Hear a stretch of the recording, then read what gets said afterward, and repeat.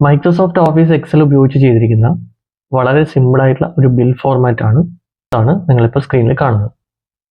Advanced എക്സലിൽ വരുന്ന കുറച്ച് functions ആണ് ഇതിന് യൂസ് ചെയ്തിരിക്കുന്നത്. അപ്പോൾ എക്സലിൽ ബേസിക് ആയിട്ട് മാത്രം ഐഡിയ ഉള്ളവർക്ക് പോലും ക്രിയേറ്റ് ചെയ്യാൻ വേണ്ടി പറ്റുന്ന രീതിയിലാണ് ഇത് ചെയ്തിരിക്കുന്നത്. അപ്പോൾ ഈ രീതിയിലുള്ള ഒരു ബിൽ ഇൻവോയ്സ് എങ്ങനെ ക്രിയേറ്റ് ചെയ്യാന്നുള്ളത് കാണിച്ചു തരാം. ആദ്യം നമ്മൾ എക്സലിൻ്റെ ഒരു പുതിയ ഫയൽ ക്രിയേറ്റ് ചെയ്യുക.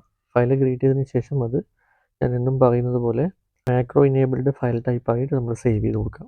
അതിനുശേഷം ഒന്നുകിൽ ഈ കാണുന്ന രീതിയിലുള്ള ഒരു ഇൻവോയ്സ് നമ്മൾ ക്രിയേറ്റ് ചെയ്യുക, അല്ലെങ്കിൽ നെറ്റിൽ നിന്ന് നല്ലൊരു മോഡൽ നോക്കിയിട്ട് നമ്മൾ ഡൗൺലോഡ് ചെയ്തെടുക്കുക. അപ്പോൾ ഇനി നമുക്ക് ഈ ഐറ്റം ലിസ്റ്റിലേക്ക് അല്ലെങ്കിൽ ഇൻവോയ്സിലേക്ക് ലോഡ് ചെയ്യുന്നതിന് ആവശ്യമായിട്ടുള്ള കുറച്ച് പ്രൊഡക്റ്റുകൾ വേണം. ആ പ്രൊഡക്റ്റുകൾ ഞാൻ ഷീറ്റ് നമ്പർ 2-ൽ ലിസ്റ്റായിട്ട് അല്ലെങ്കിൽ ഒരു ടേബിളായിട്ട് കൊടുത്തിട്ടുണ്ട്. ഷീറ്റ് നമ്പർ 2 എടുത്തു കഴിഞ്ഞാൽ ഈ രീതിയിൽ കാണാൻ പറ്റും. ഇതൊന്നെങ്കിൽ നിങ്ങളുടെ കയ്യിലുള്ള പ്രൊഡക്റ്റുകൾ കൊടുക്കാം, അല്ലെങ്കിൽ നെറ്റിൽ നിന്ന് ഡൗൺലോഡ് ചെയ്യാം. ഇനി ഷീറ്റ് നമ്പർ 1-ലേക്ക് പോവാം.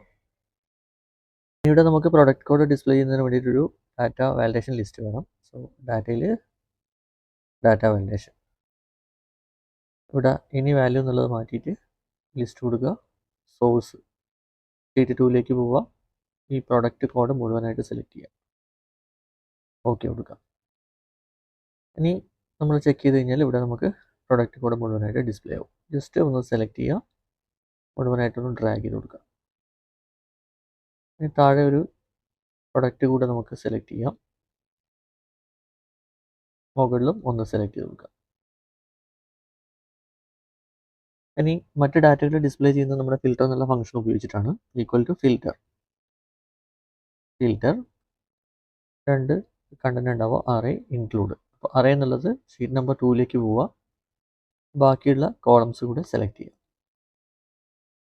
ഇനി കോമിട്ടതിന് ശേഷം അടുത്ത സെലക്ഷൻ ആണ്. അപ്പോൾ ഈ കോഡ് ഒന്നുകൂടെ സെലക്ട് ചെയ്ത് കൊടുക്കുക. ഈക്വൽ ടു ഷീറ്റ് നമ്പർ 1-ലുള്ള ഈ കോഡ് കൂടെ സെലക്ട് ചെയ്യുക. Bracket close, enter. മറ്റ് ഡാറ്റ കൂടെ നമുക്ക് ഡിസ്പ്ലേ ആയി. ഇതിനെ ഒന്ന് ഡ്രാഗ് ചെയ്ത് കൊടുക്കുക. ഇനി ക്വാണ്ടിറ്റി കൊടുക്കാം. ക്വാണ്ടിറ്റി സപ്പോസ് 2 കൊടുത്തു, 3 കൊടുത്തു. ഇനി amount equal to unit price into quantity. അതിനെ ഒന്ന് ഡ്രാഗ് ചെയ്ത് കൊടുക്കുക. ടോട്ടൽ കാണുന്നതിന് വേണ്ടിയിട്ട് ഈക്വൽ ടു സം മുഴുവനായിട്ട് സെലക്ട് ചെയ്യുക, ബ്രാക്കറ്റ് ക്ലോസ് ചെയ്യുക, എൻ്റർ ചെയ്യുക.